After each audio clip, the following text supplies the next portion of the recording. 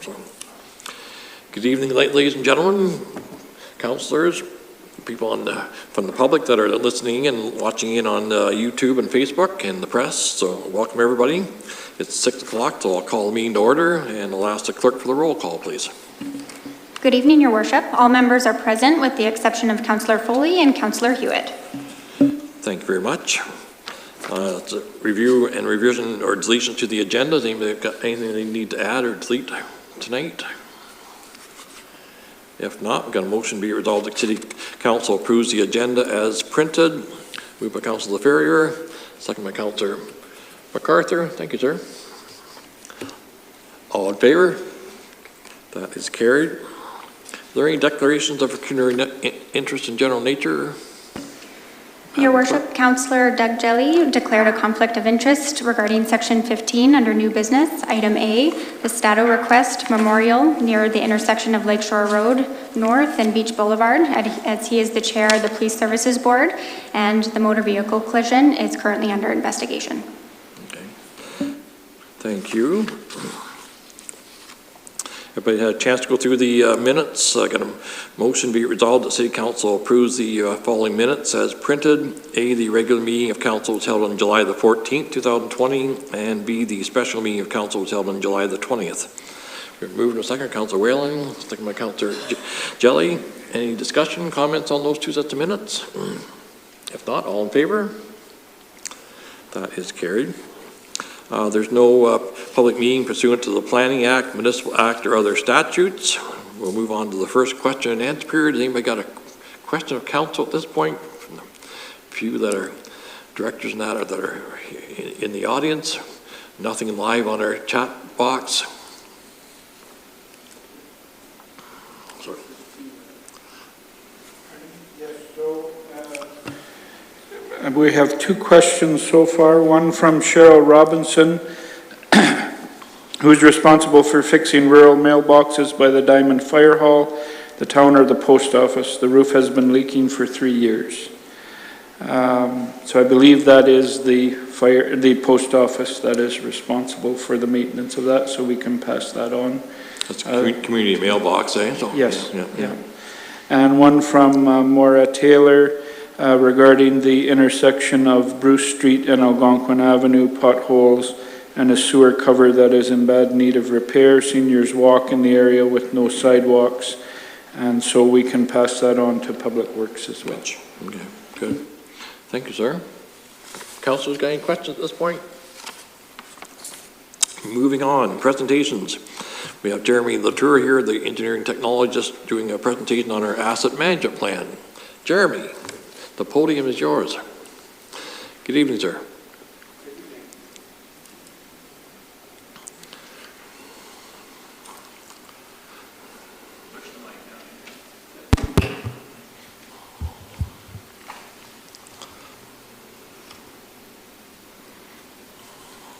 Okay.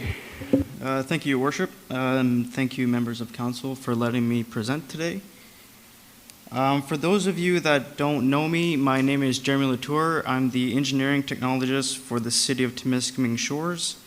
My biggest task in the last 5 years have been asset management. And then the regulation that got implemented by the Province of Ontario, 588-17, has come into effect, and then I'll get into those details in that in this presentation. Okay. The asset management planning for municipal infrastructure under that regulation has now been mandated since 2017.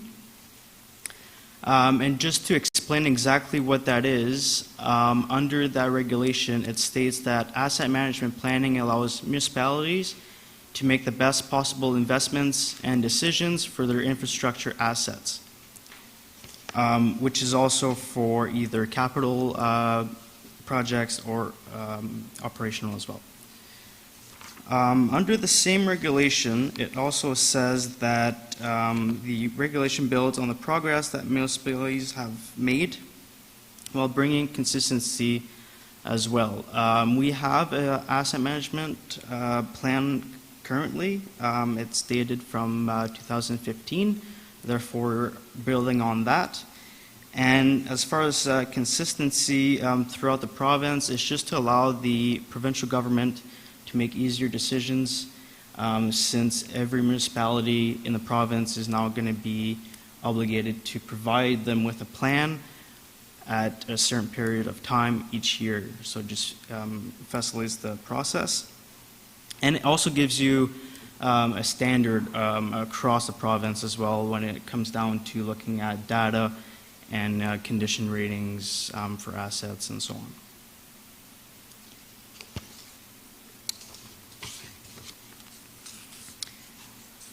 To facilitate the process, the province decided to break down the regulation into 4 different phases.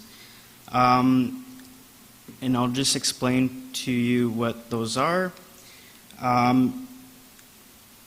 Since 2017, the first phase was to make municipalities come up with a strategic asset management policy, which was due in the 1st of July 2019, which we do have and is under our bylaw now for the past year. The phase 1 is due July 1st of next year, therefore 2021. That date has not changed. Since we do have a pandemic going on, they did not change the dates for these phases. Therefore, a current inventory and other requirements, which I'll get to in the other slides, states that you need to have an accurate inventory of all your roads, bridges, culverts, water, and that's for both distribution and treatment. Just to give you an example of what those are, you got fire hydrants, valves, water mains, water services, and then on your treatment side, you have your, of course, your treatment plants, everything inside of it, and then same thing on your reservoirs. Wastewater would be the same, and then stormwater as well. So you can see that all of those are under public works for the moment. Therefore, all of those have to be properly inventoried by July 1st of next year. Phase 2, which is due in July 1st or by July 1st, 2023, is all the remaining assets. Therefore, all the other departments. Again, just to give you an example, that would include fire services, corporate, and recreation as well. The last phase, which is phase 3, which is due by July 1st, 2024, is your complete plan. I'll explain to you exactly what is required in that last phase in the next slide. So we can move down to that one.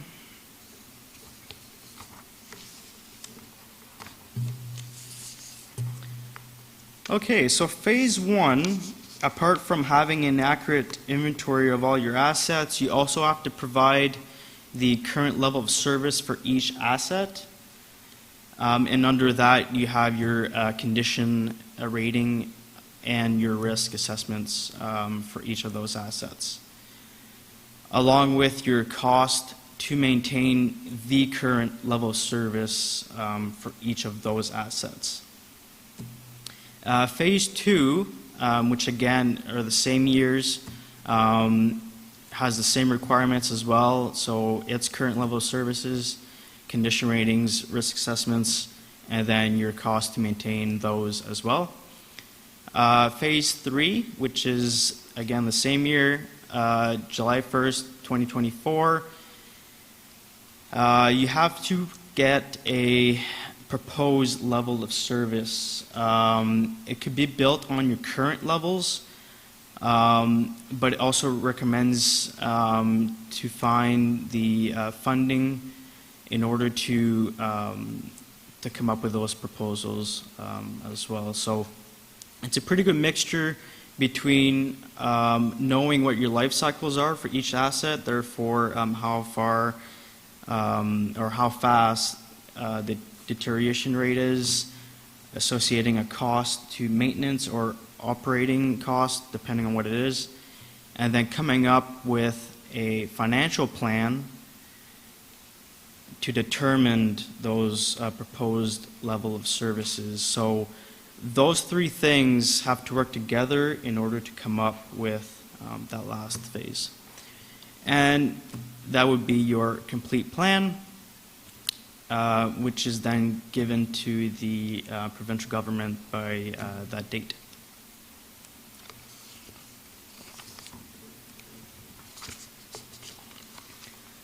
Okay, just to explain a bit of the process, back in 2015, we had to establish roles and responsibilities to our staff.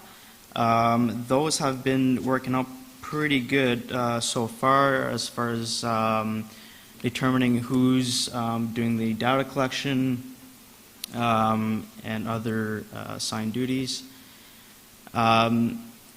Going back to data collection, it has been probably been very difficult to do. Myself, I've been tasked with that, and it took me about 4 to 5 years to get an accurate inventory, which is one of the requirements in phase 1 and then 3 as well. As far as updating your asset management plan,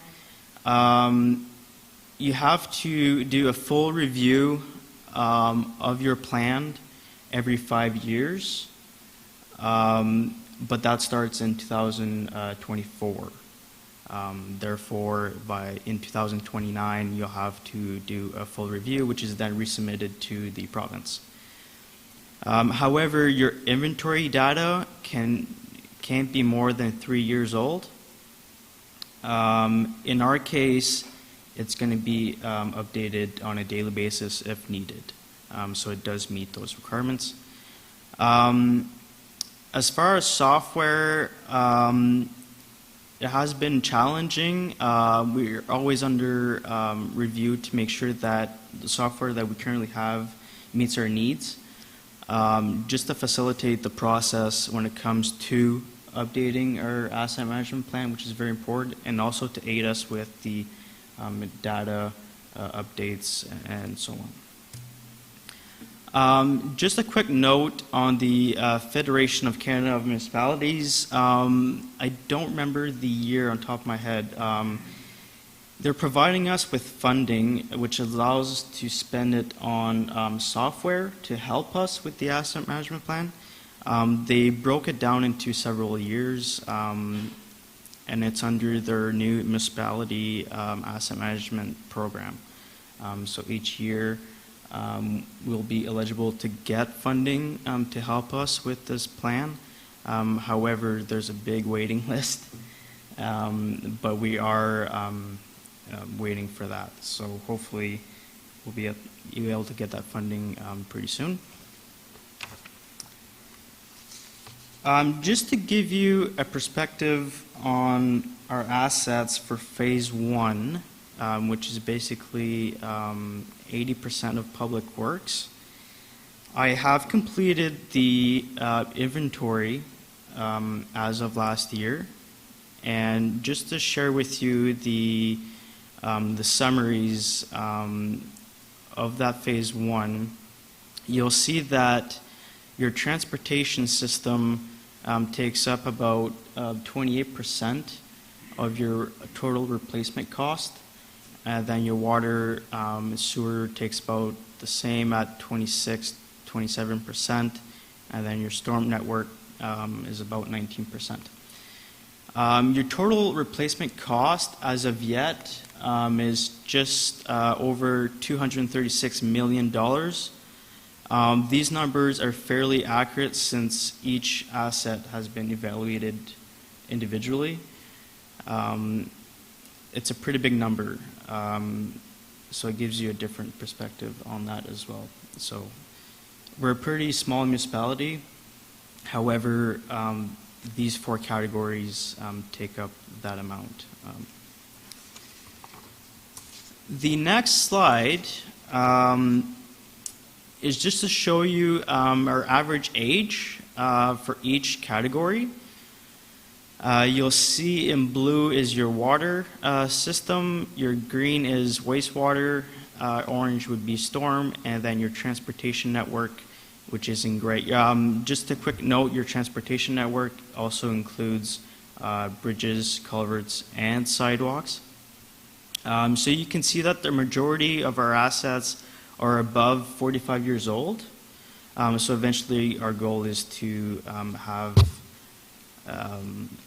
pretty good line there going up. We're doing some pretty good progress. You can see that especially on our water side, it starts to go up every 5 years, so that's fantastic. Same thing with our transportation network. It's also up. Our sewer system has been pretty neutral. Then same thing with our storm as well, so maybe some work could be done on those levels. Our next slide is going to show you our infrastructure condition. This chart is based on age and material only. Does not take into account whether how much it's getting used, depending on what it is, and so on. So you can see that our sidewalks are excellent condition, our roads are in fair condition, our water and sewer is in pretty good condition. However, our storm is in very poor condition. So this helps us to just to look at a general view of our assets, and then you can see that maybe in the long run, more investments would have to be made towards the lower end, which in our case would be our storm and culverts.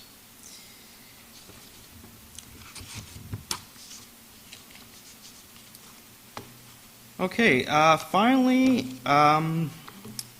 the city has completed a questionnaire for the public. It's only for residents.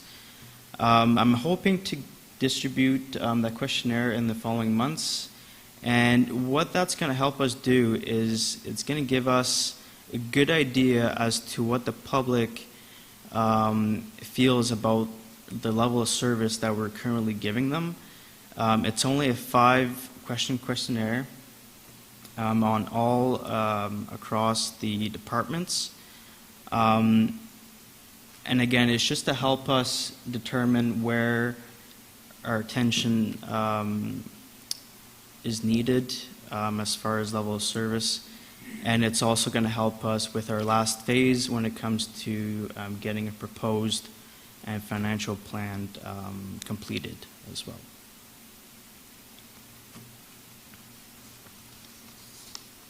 And that would be all.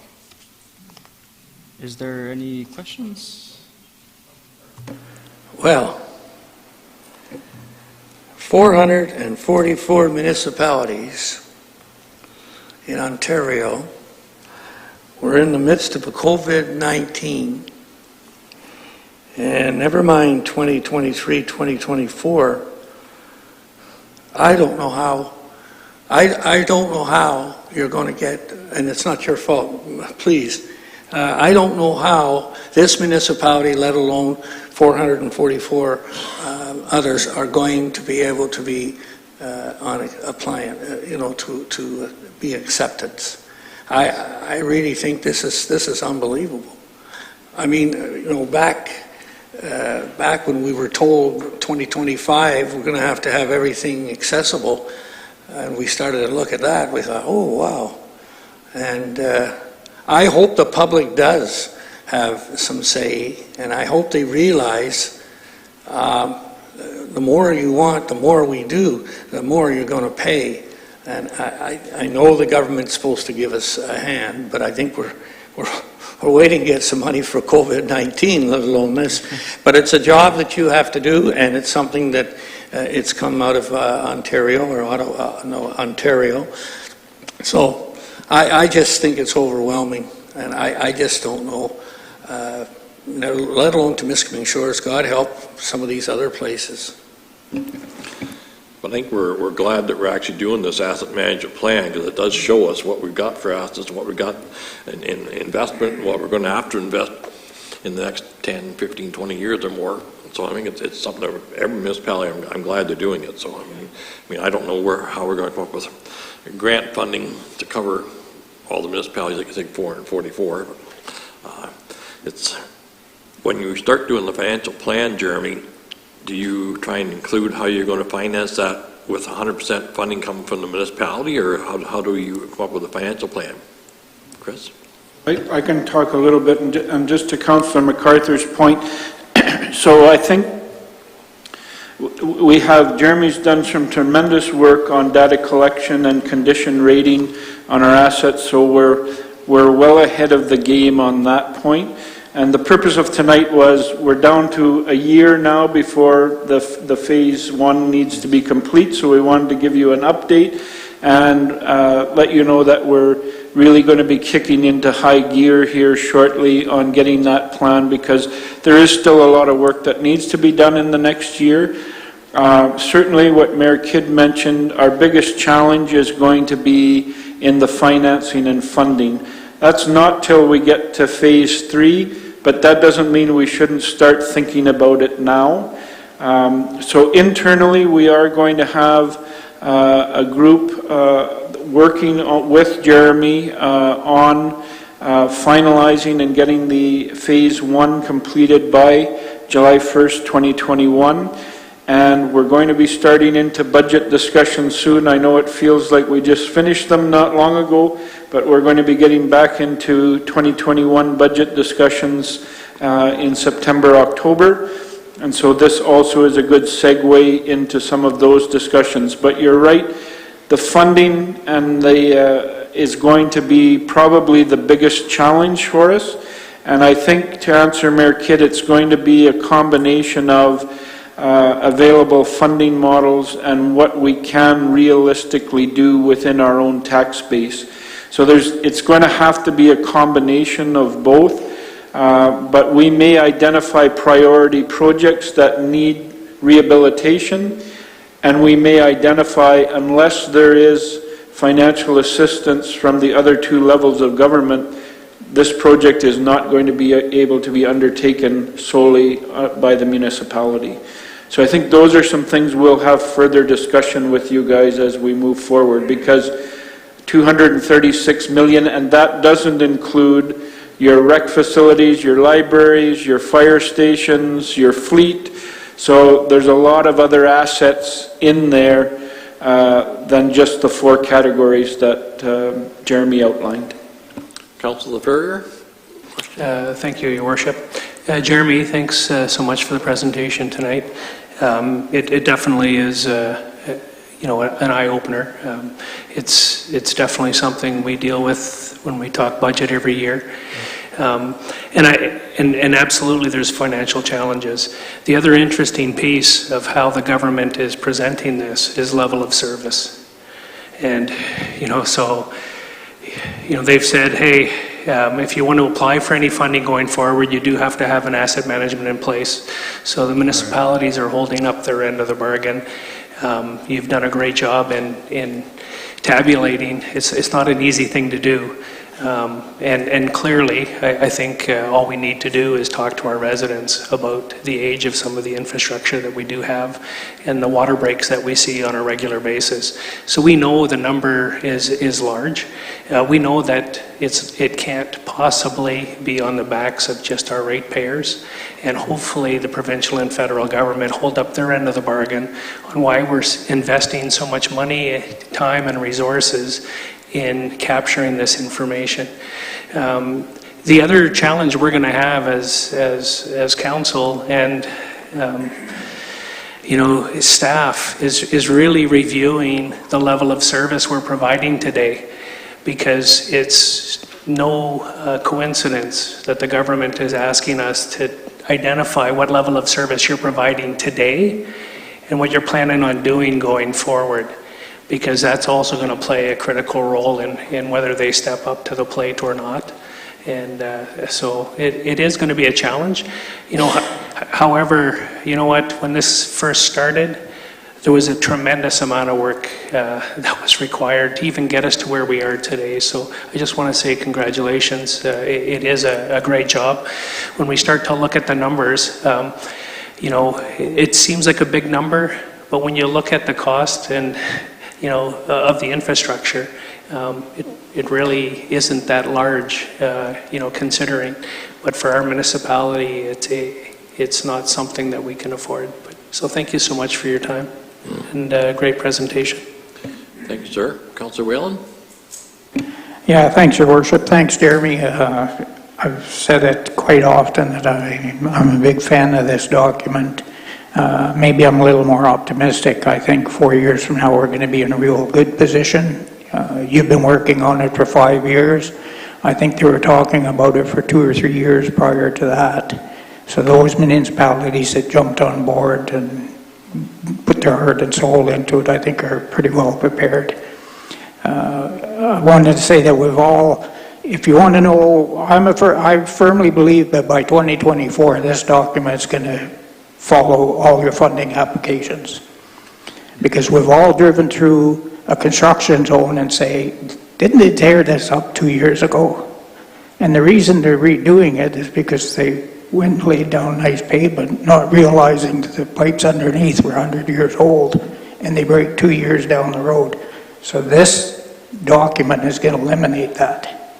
So you're not going to pave that road now because you know in 3 years you're going to have to dig it up and do the water.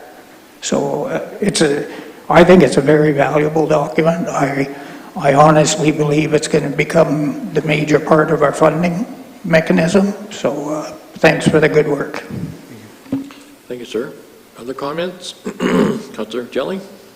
I think it's pretty well all been said by my fellow councillors. I also agree with Councillor Whalen, and I think this is going to be an important part of our moving forward for funding and what have you. And again, Jeremy, thanks for the hard work. And we see you out there every day doing something, so you're a busy man, and thanks very much. Councillor MacArthur? Jeremy, have you got any more good news for us tonight? That's all I have for today. Well, I'd like to thank you too. I was overwhelmed with this. I knew it was coming, but I didn't know it was going to be this intense. And thank you for your concentration and your job description. What you've done is going to be a marvelous for us down the road.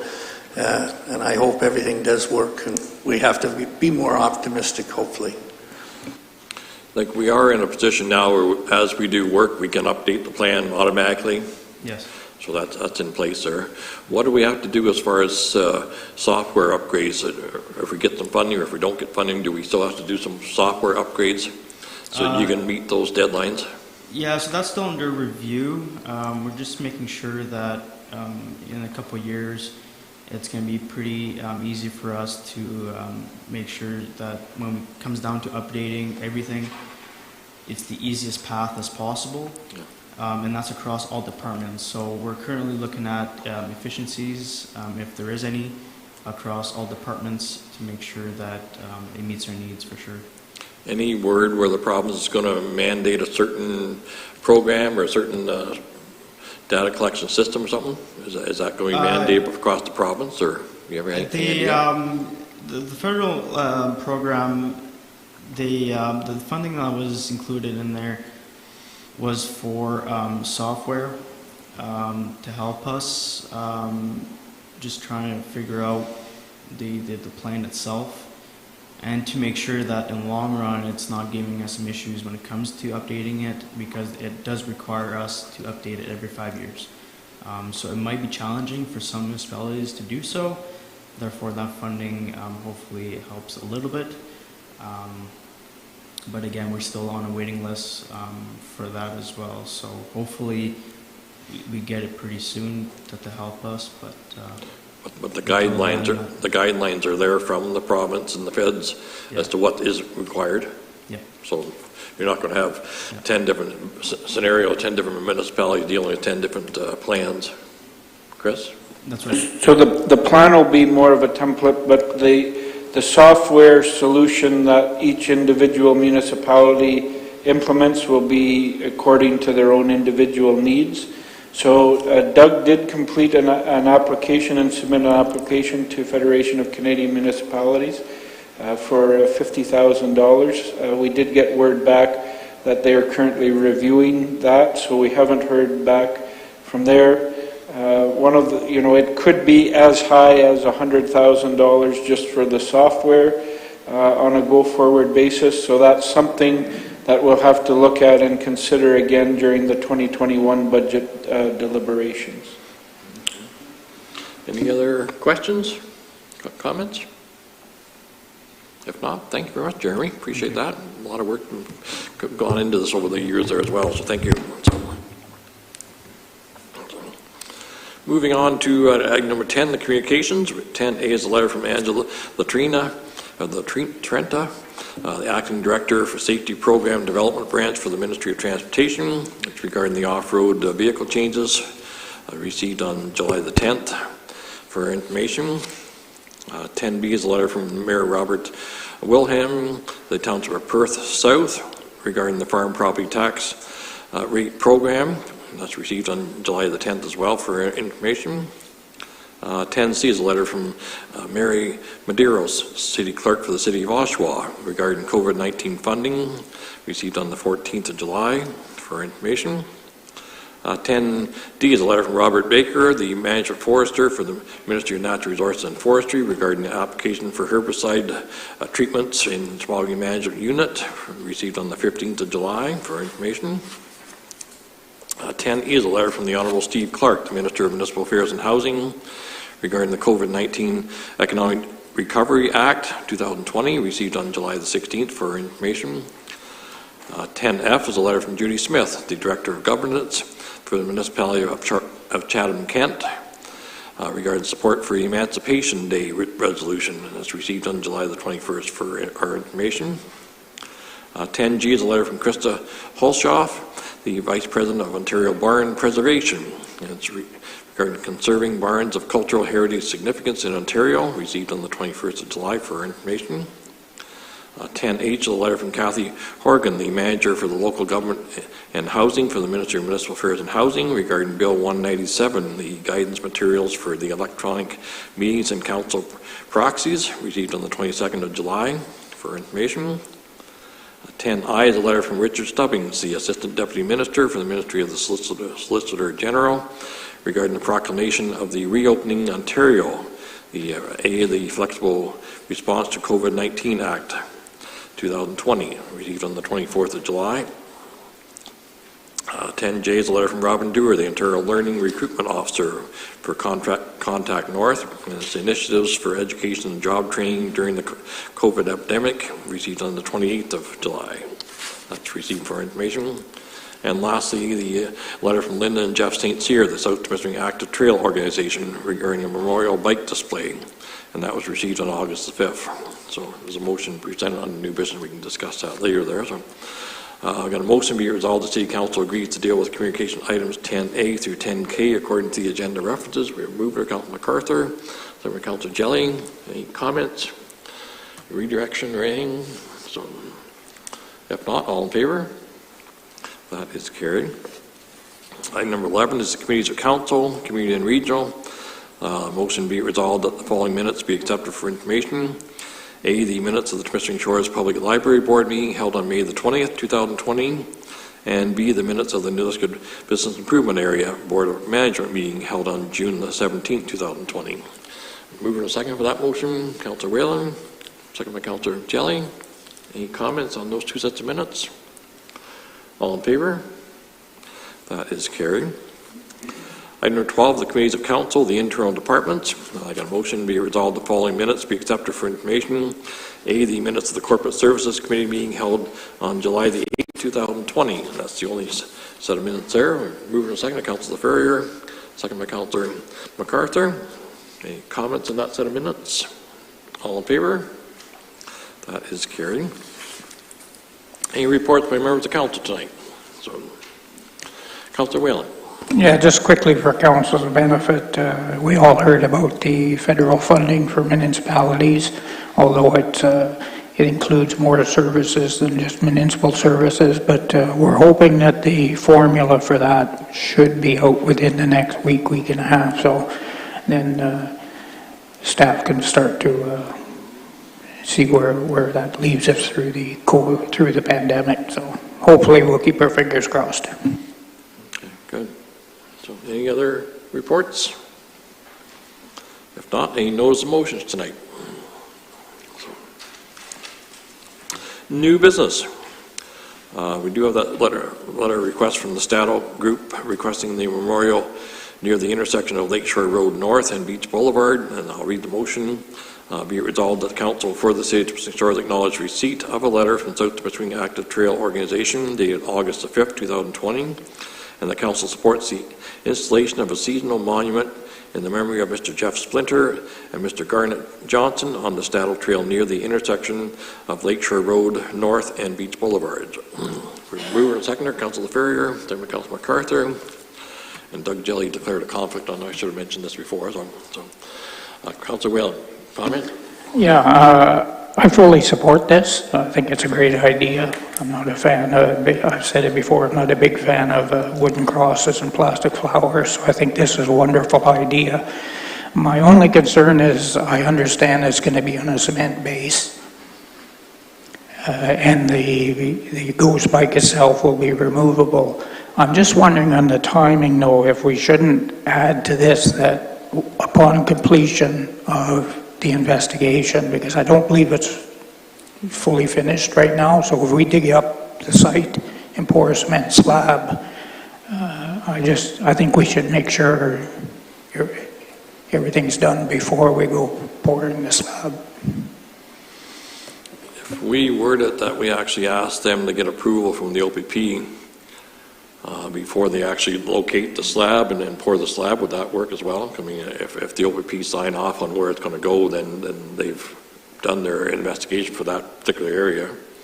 As long as they... Yeah, just so we're sure it's upon completion of the investigation. If it is, I understand it's still ongoing, so that's my only concern. Other than that, I fully support it. Yeah, do we actually want to wait till they finish the investigation, or just get authorization from the OPP? Sort of a mixture. Councilor Ferrier? So Councillor Whalen, your concern is that it might impede the investigation? Is that your concern? It could. Yeah, just if we dig up the site, then right. If they need measurements or anything, it just... So then I would just get approval from the OPP, you know, delaying it, I'm not sure. I don't think, you know, if it's not going to impede the investigation, you know, it's definitely a memorial that I think the sooner that they can, you know, deal with everything is probably the better. And, you know, it's going to be seasonal, so I know they would like to get it done before the winter arrives, and, you know, and at least show the respect for, you know, the folks that, you know, lost their lives in this tragic event. So I'm totally in favor of doing it as soon as possible, as long as it doesn't impede the investigation. I totally agree. And, you know, if the OPP can sign off on it, then the sooner the better. Just my thoughts. Thank you. So we just put another paragraph on here, subject to the OPP's, again, subject to getting approval from the OPP for the approved site, or proposed site. Chris, that'll work? I think you could even leave it with us and we can look after that inquiry. I mean, if you want to have it in the minutes, but I think we will contact the OPP to make sure that yeah, okay. Any last comments? All in favor of the original motion? That is carried. So Councilor Jelly can come back in.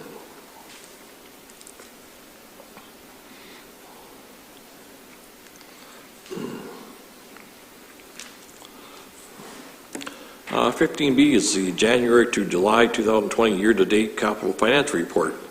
And I got a motion be it resolved the Council of the City of Temiskaming Shores hereby acknowledge receipt of the January to July 2020 year-to-date capital financial report for information purposes. So, mover and seconder, Councilor Ferrier, second Councilor Jelly. Any comments on that report? So, all in favor? That is carried. And I understand the auditors will be in with their audited statements for last year in September sometime, eh? So, okay, so a little bit of a delay going on from COVID, I guess. So, 15C, and it's memo 014-2020 CS, the clerk's designation for the civil marriage solemnization of Kelly Conlon, and the motion reads, be resolved that council of the city of Stars hereby acknowledge receipt of memo 014-2020 CS, and the council hereby approves the clerk's delegation of authority to Kelly Conlon for the provision of civil marriage solemnization services in the province of Ontario. So moved by Councillor Whalen. So second by Councillor Jelly. Sure. Any comments? Kelly stepping into that role very, very well there. So all in favor? That is carried. 15D, Administrative Report CS 027-2020, zoning bylaw amendment for the waterfront properties and pools in various zones. And the motion reads, be resolved that council for the City of St. Charles acknowledge receipt of Administrative Report CS 027-2020, and the council agrees to amend the provisions of the City of St. Charles zoning bylaw 2017-154 to permit swimming pools in water yards. And the council directs staff to prepare the necessary bylaw to amend the City of St. Charles zoning bylaw 2017-154 for consideration at the August 11, 2020 regular council meeting. We're moving a second for that motion. Councillor Ferrier, second by Councillor Jelly. Any comments? All in favor? That is carried. 15E, Administrative Report CS 029-2020, Municipal Insurance Renewal. And I got a motion, be it resolved the council for the City of St. Charles acknowledge receipt of Administrative Report CS 029-2020, and the council directs staff to prepare the necessary bylaw to enter into an agreement with BFL Canada Limited, brokered by Tench McDermott Insurance Brokers Limited, for the municipal insurance and risk management services for a premium of $480,429.20 plus applicable taxes for consideration at the August 11, 2020 regular council meeting. So, moving a second to that motion, Councillor MacArthur, second by Councillor Ferrier.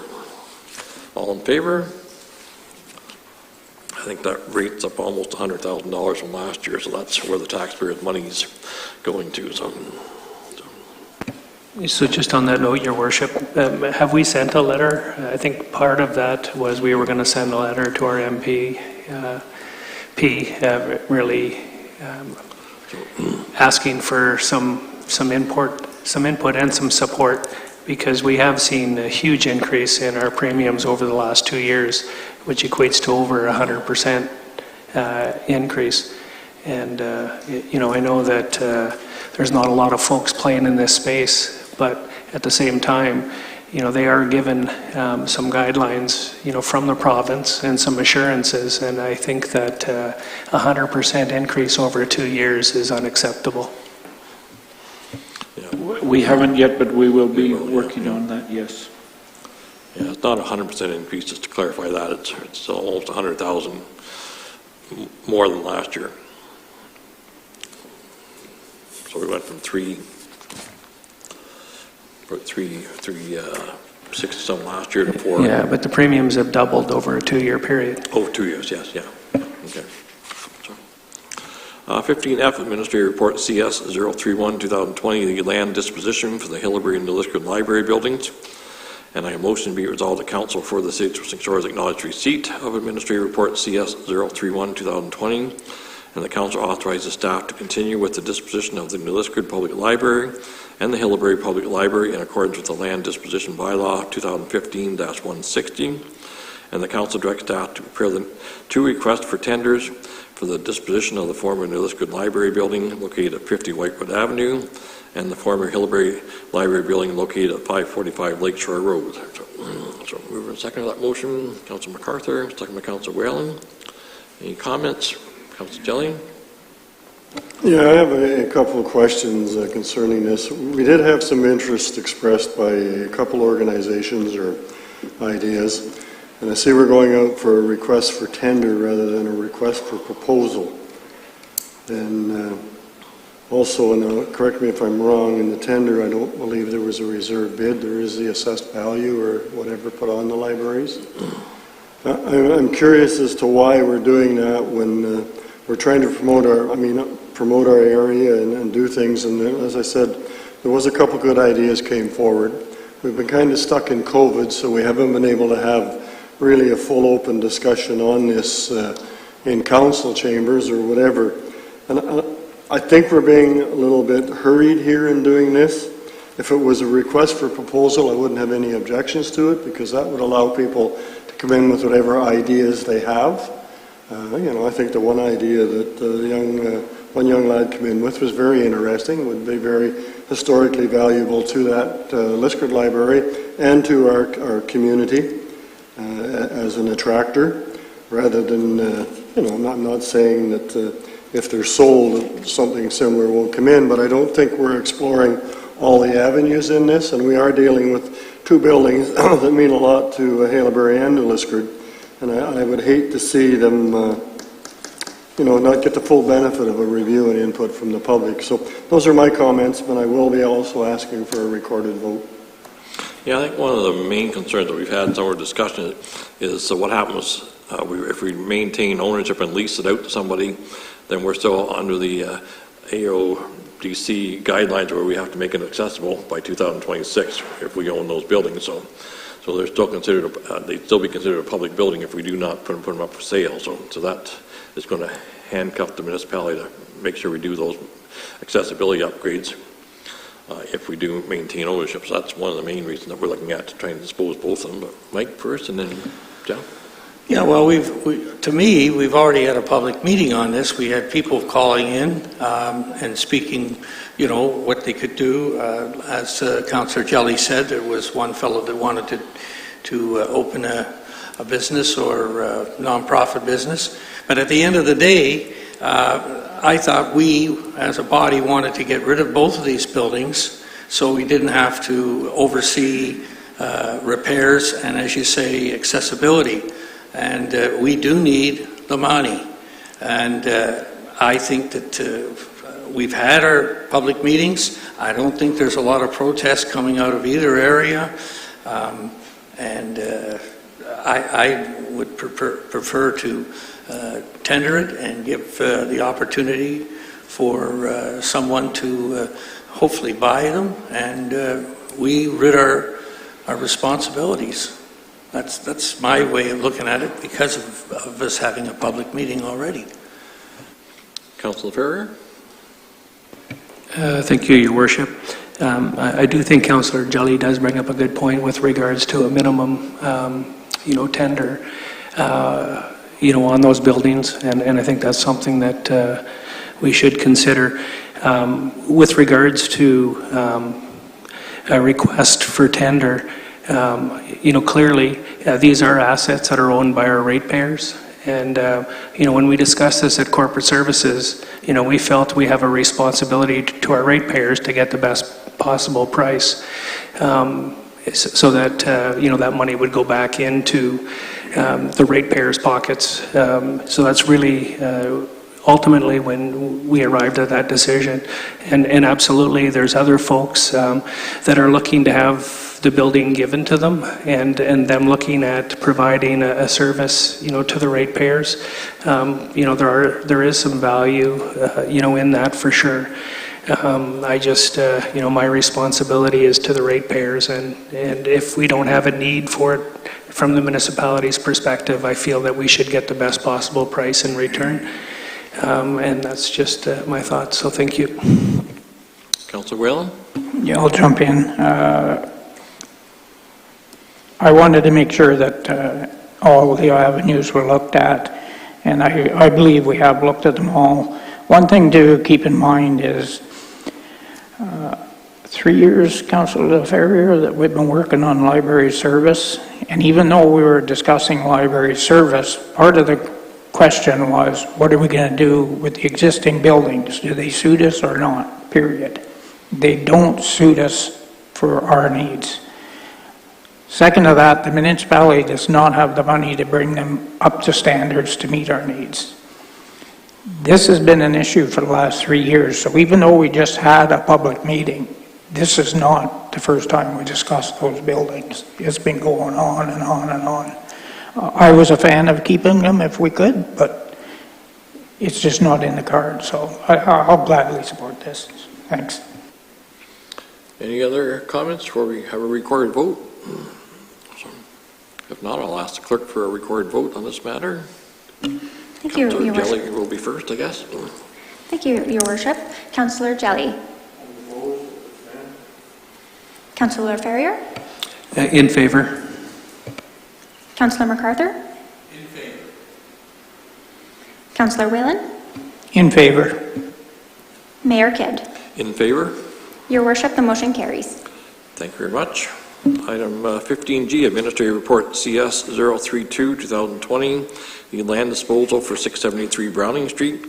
And I got a motion be resolved that Council for the City of Temiskaming Shores acknowledge receipt of Administrative Report CS 032, 2020, and the Council directs staff to prepare the necessary bylaw to enter into an offer of purchase and agreement between the City of Temiskaming Shores and as the vendor and Tricia Anderson as the purchaser for 673 Browning Street in Buck Township Concession 4, part of Lot 11, parcel 23001 SST, in the amount of $6,823.99 plus applicable taxes, and all associated costs, legal, registration, administrative, etc., in accordance with bylaw 2015-1-160 for consideration at the August 11th, 2020 regular council meeting. So, moved by Councillor Whalen, second by Councillor MacArthur.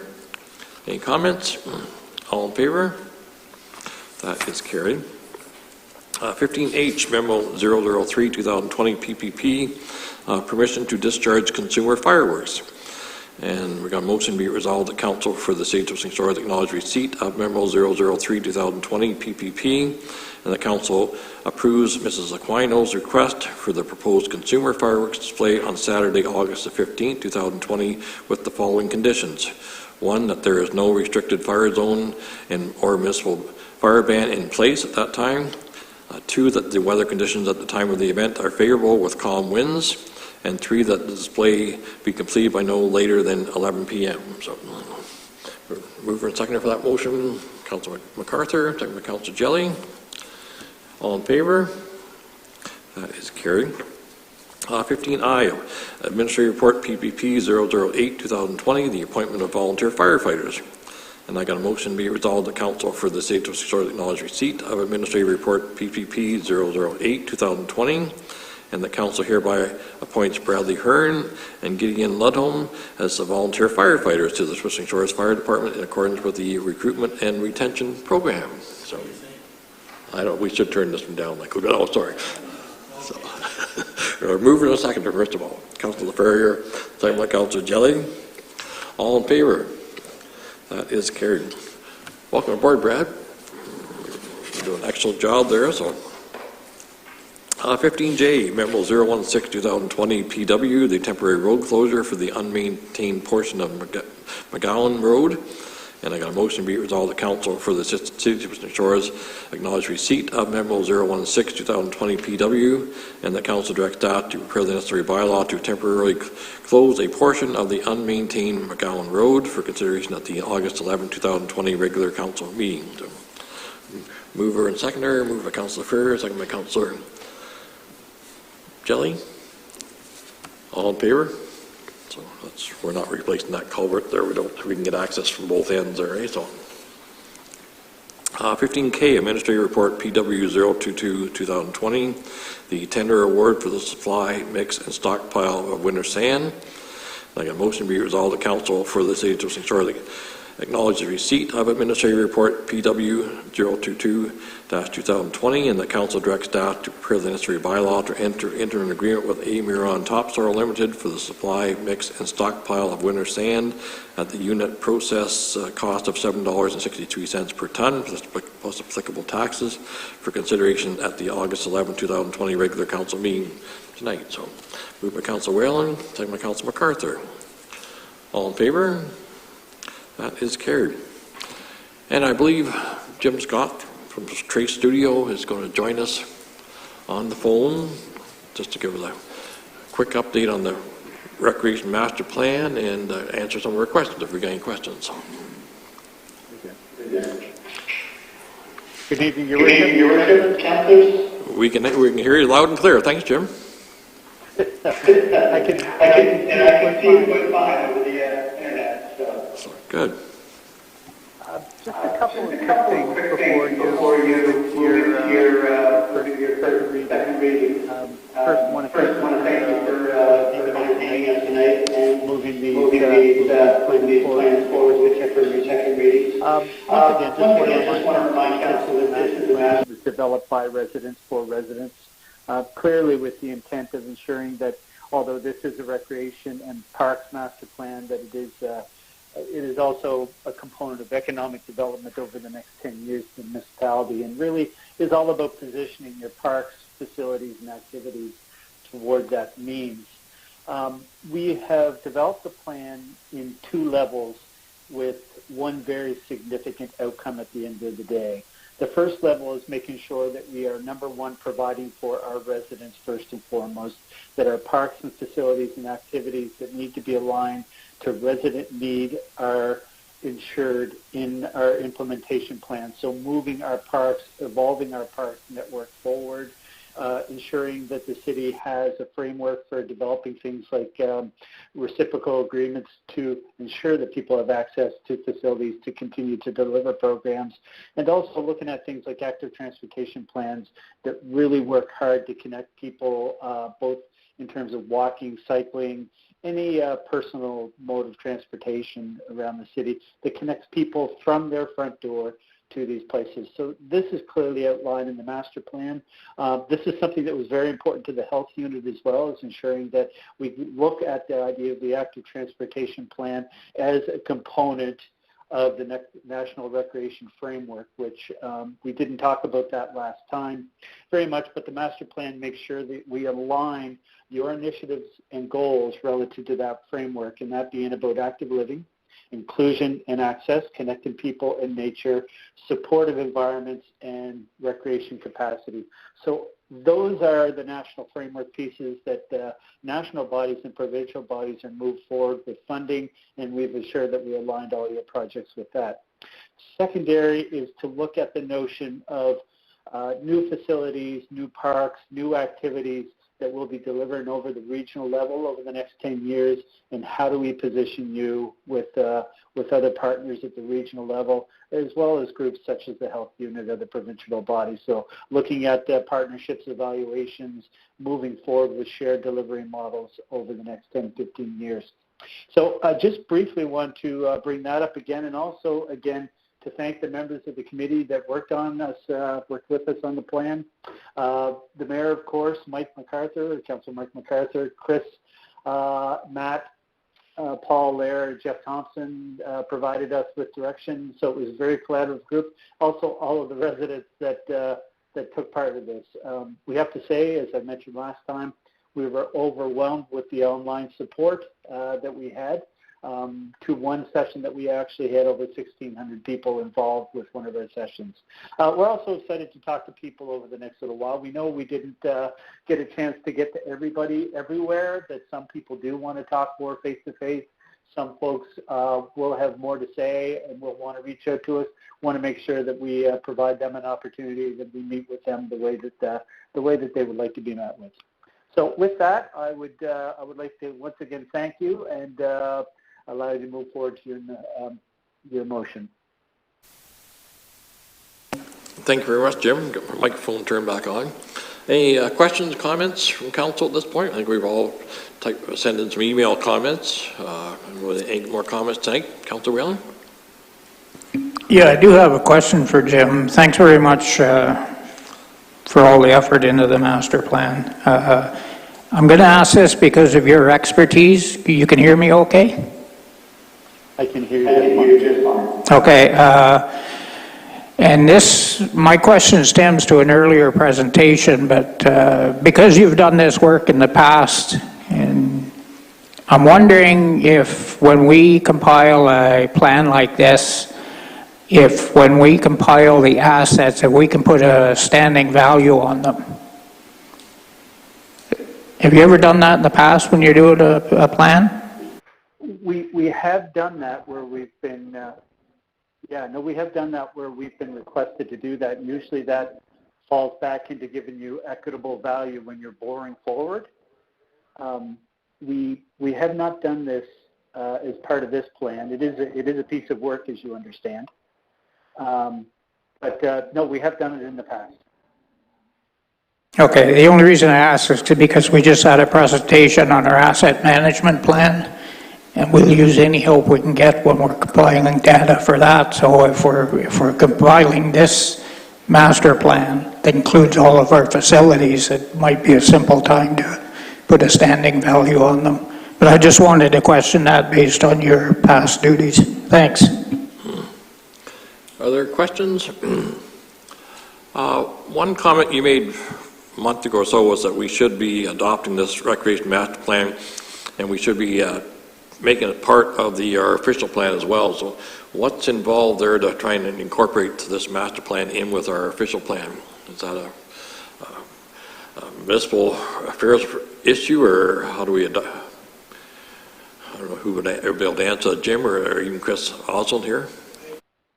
I think, and Jim can correct me if I'm wrong, but I think it was using it in conjunction with the official plan, and I believe there were statements from our official plan, Jim, that you used in helping to guide and develop the recreation master plan as well. Is that a fair statement?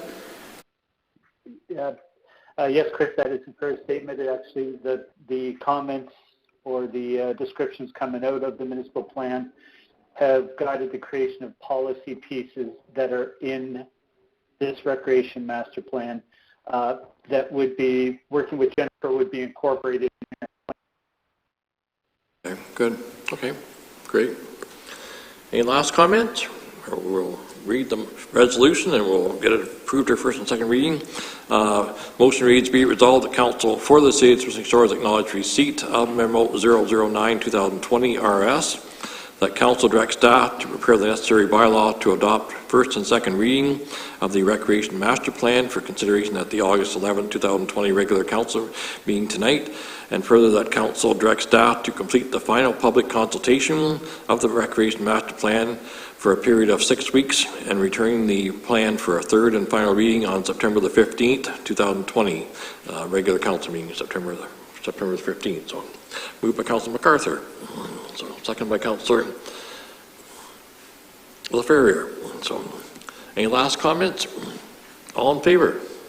That is carried. So we'll pass the bylaws here in a few minutes there, and then we'll be good to go for first and second reading. So thank you very much, Jim. Appreciate you calling in there and providing that information there for us tonight. So Thank you. so moving on to 15N, the Memo 010-2020 RS, the Pool and Fitness Center fees for, regarding COVID-19. The motion reads, be resolved that Council for the City of Twisting Shores acknowledge receipt of Memo 010-2020 RS, and the Council approves a temporary private or semi-private swim lesson fee for the remainder of the 2020 season to account for the new operational structure during COVID-19 as follows. Number one, private or semi-private swim lessons will be at a rate of $25 per lesson for the first participant, and an additional $15 per lesson for each additional participant, up to a maximum of four participants. Fees will be subject to the HST and the non-resident user fees when applicable. So we're moving a seconder for that motion. Moved by Councilor Ferrier, then by Councilor Jelly. All in favor? That is carried. That's all the new business. Bylaws, number 16, we got a motion be resolved that bylaw 2020-081 being a bylaw to appoint Steve Langford as the fire chief for the City of Twisting Shores. We'll give him a minute to speak a little later. So, bylaw 2020-082 being a bylaw to repeal bylaw 2011-032, the appointment of the Director of Public Works for the City of Twisting Shores.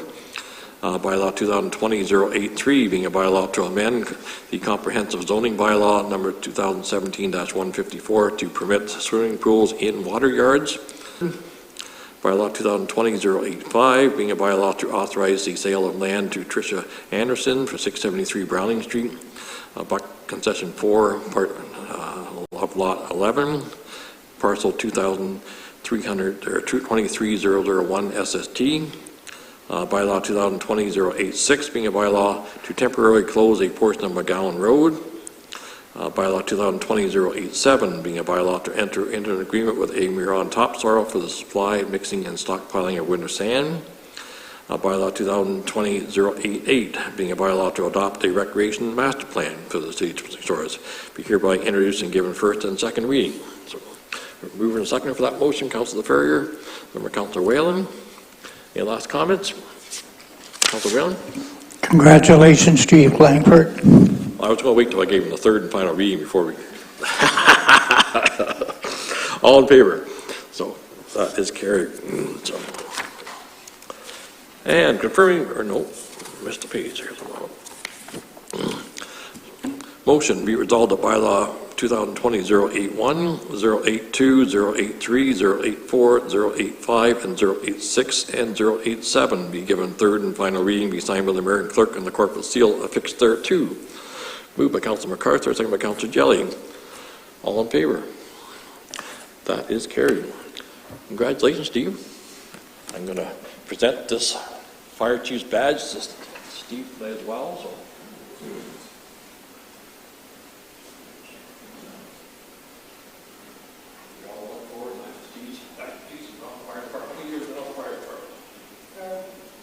Say my service municipally and the Ministry of Natural Resources, about 30 years. 30 years now, yeah. So, well, Tim gave this to me at the last meeting, and it's my pleasure to present it to you. And with social distancing and COVID and everything else, I'll set it here, and I'll allow you to make a few comments if you want.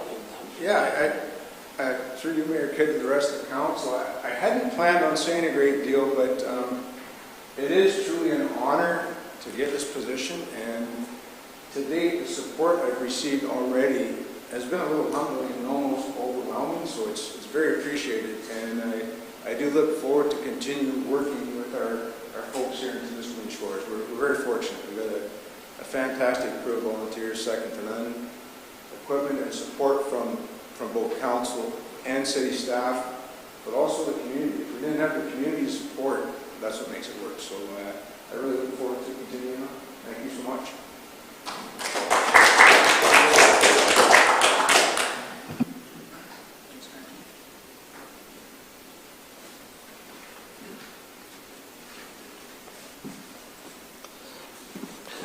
See, we may just sit through the whole council meeting till the end. So, scheduled meetings, item number 17. The next scheduled meeting is Tuesday, September the 1st, 2020 at 6 p.m. And the next regular council meeting will be Tuesday, September the 15th. We'll adopt the third and final reading for the master plan on the 15th. So, second question and answer period. Anybody got a question on? So there were a few as we were going through. I'll just summarize them. So Dan Dawson on the ghost bike issue requested that consultation be done with the family, so we can follow up with the St. Cyrs on that as well. Ryan Primrose and Felicity Buckel on the O'Care, they just wanted dear Mayor O'Care would assume ownership and absolve the city of all responsibility. I urge you to reconsider the request for tender and pursue a request for proposal. And they also mentioned about increased potential revenue for tourism versus outweighing the amount that would be from the sale. And we had a question from Dan Dawson regarding two items. The city's website, specifically the search engine for city bylaws, is very difficult to navigate and to find bylaws that for residents to use. I can give you an update on that Brad is spearheading so we had money in the budget to meet AODA regulations with website redesign. We have to be compliant by January 1st, 2021. That project is currently underway, and we recognize that there are deficiencies in our search engine for bylaws, so we are working on that, and it will be fixed no later than Jan 1, 2021, so that we can achieve compliance. But we are Brad is leading the group on the website redesign. And the other question for council was, why is bylaw enforcement on a complaint basis and not proactive?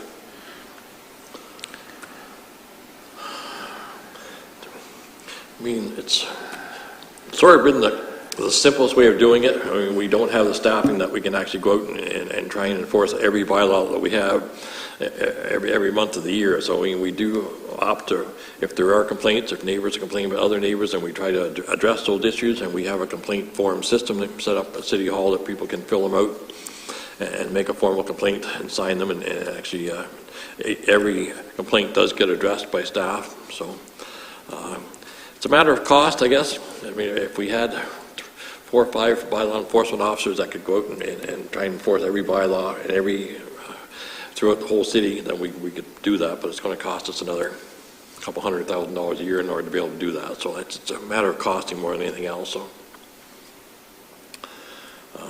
and the website, I mean, the bylaw search engine is terrible. I mean, I have trouble myself trying to locate bylaws and stuff on our website, so we'll have to address that. So,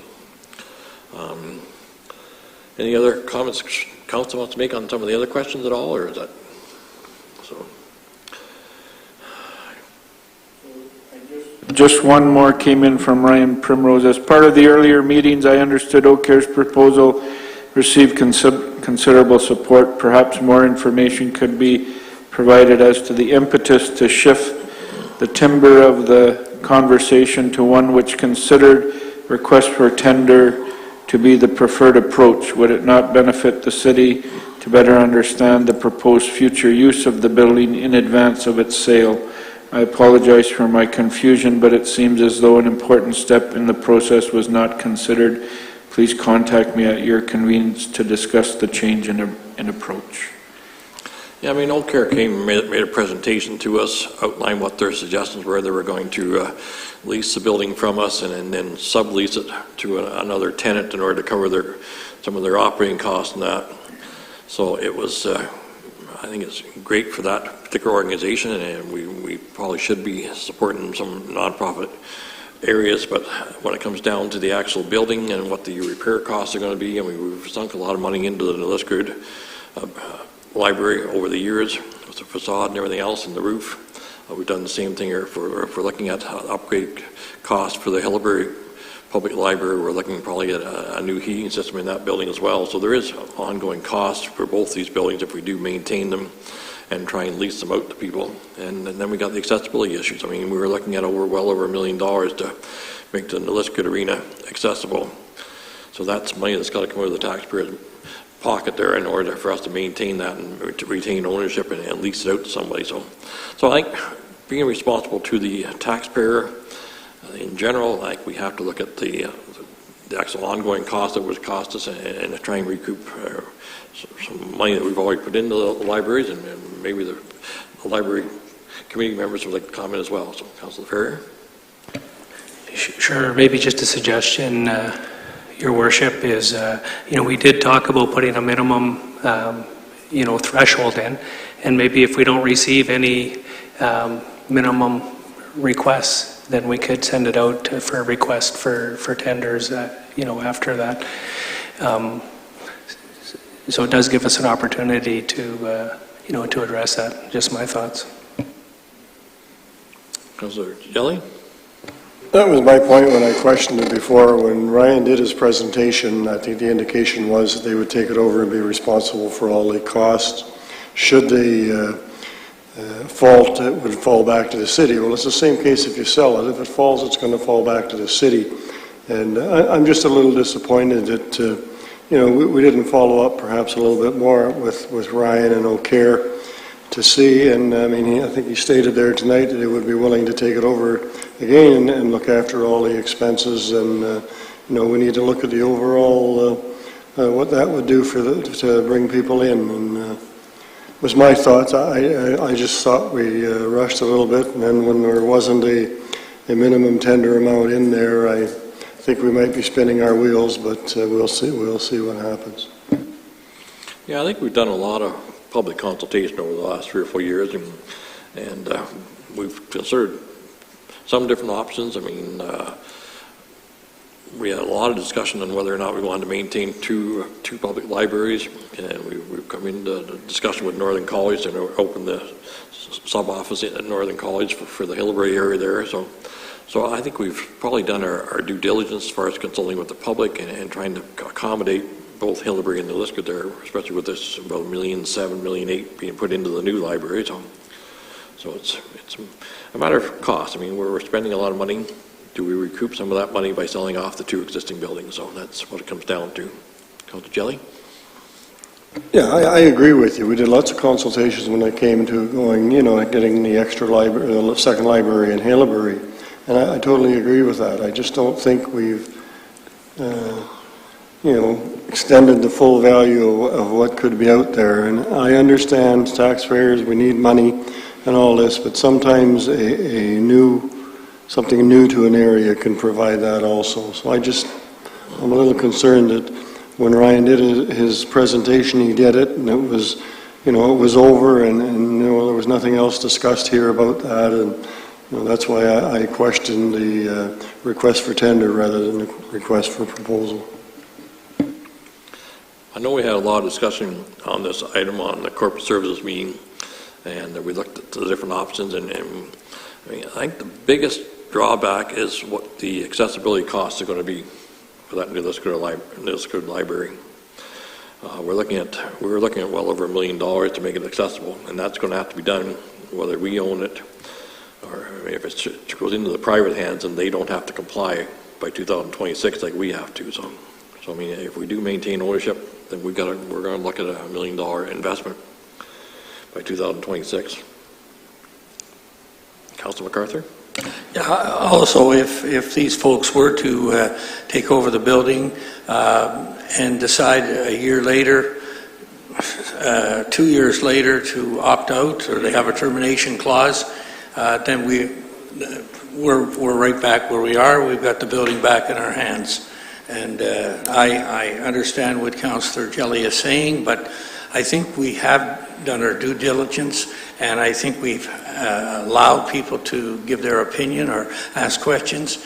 And when I hear the corporate services and the 2 members of the library board give their sides, and you, Mayor, I have to agree that these 2 buildings, I think the taxpayer would be happy if we got a good sum of money and used it for other topics or other expenses. Any last comments? Chris, another question? No, there's one more question. Okay. If you're done with that topic.